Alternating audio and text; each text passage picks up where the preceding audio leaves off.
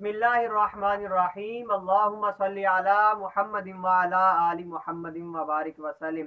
जी, आज का सवाल ये है कि सदका फितर जिसको फितराना भी कहा जाता है, ये क्यों वाजिब है और इसकी मिकदार का अंदाज़ा कैसे लगाया जाता है। तो सुनिए, अहादीस में इसकी जो वजूहात बयान की गई हैं उनमें से तीन मैं आपको वजूहात बताता हूँ। उनमें से एक तो ये है कि रसूलुल्लाह अलैहिस्सलातु वस्सलाम ने फरमाया कि बंदे का रोज़ा आसमान और जमीन के दरमियान में लटका रहता है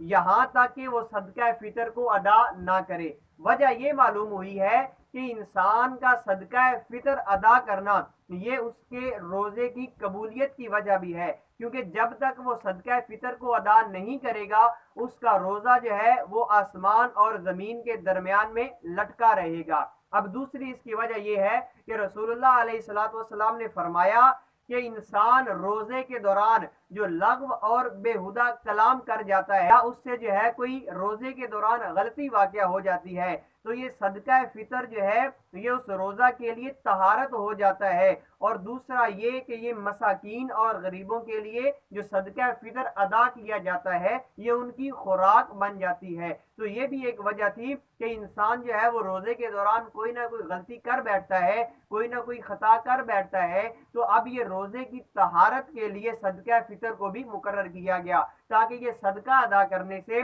उसके रोजे की जो तहारत है वो हो जाए और गरीबों के लिए जो है वो खुराक बन जाएगी। हजरत अब्दुल्ला बिन अब्बास रदी अल्लाह तआला अन्हु फरमाते हैं, आपने लोगों से रमजान उल मुबारक के आखिरी अशरे में फरमाया कि सदका फितर को अदा करो, क्योंकि इसकी मिकदार जो है वो रसूलुल्लाह अलैहिस्सलातु वस्सलाम ने मुकर्रर फरमाई। अब इन अहादीस से इसका जो दर्जे का मालूम होता है वो ये है कि सदका फितर अदा करना ये हर साहिबे निसाब पर जो है ये वाजिब है। अगर वो इसको अदा नहीं करेगा तो वो गुनाहगार होगा। अब ये बयान करना है कि सदका फितर की जो मिकदार है उनका अंदाजा कैसे लगाया जाता है। तो जो अहादीस में और कुतुबे फिक में बयान किया गया है, क्योंकि हमारे पाकिस्तान में और हिंदुस्तान के इलाकों में ज्यादातर गेहूं या गंदुम इस्तेमाल होती है, बकिया जिन इलाकों में खजूर है, जौ है या सत्तू है वहां उनकी फसल का एतबार किया जाएगा। और पाकिस्तान और हिंदुस्तान में चूंकि गंदुम है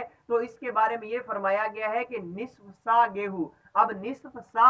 सा ये एक पैमाना है जो कि पुराने वक्तों में इस्तेमाल होता था। अब मौजूदा दौर में तो ये पैमाना इस्तेमाल होता नहीं है। अब हमारे दौर में जो ये किलो और मन का हिसाब लगाया जाता है, तो अब उलमा जो है वो एक सा, वो लोग जो सा की मिकदार को जानते हैं, इस पैमाना का इल्म रखते हैं, वो ये मालूम करते हैं कि एक सा के अंदर कितनी गंदुम आती है। गोया एक सा के अंदर अगर 1 किलो है या 2 किलो है या जितनी भी मिकदार आती है, अब उस मिकदार की कीमत लगाई जाती है कि अब इतनी मिकदार है। मिसाल के तौर पर अगर एक सा के अंदर 1 किलो गंदुम आती है तो 1 किलो गंदुम की कीमत कितनी बनती है, तो इस तरह अंदाजा लगाकर ये कीमत जो है वो निकाली जाती है और सदका फितर की कीमत जो है वो मुकर्रर की जाती है। क्योंकि ये हर दौर के लिहाज से, हर जमाना के लिहाज से ये कीमत लगाई जाती है कि जिस दौर के अंदर, जिस जमाने के अंदर गंदुम की जो कीमत मुकर्रर होगी कि इसकी मन की कीमत क्या है।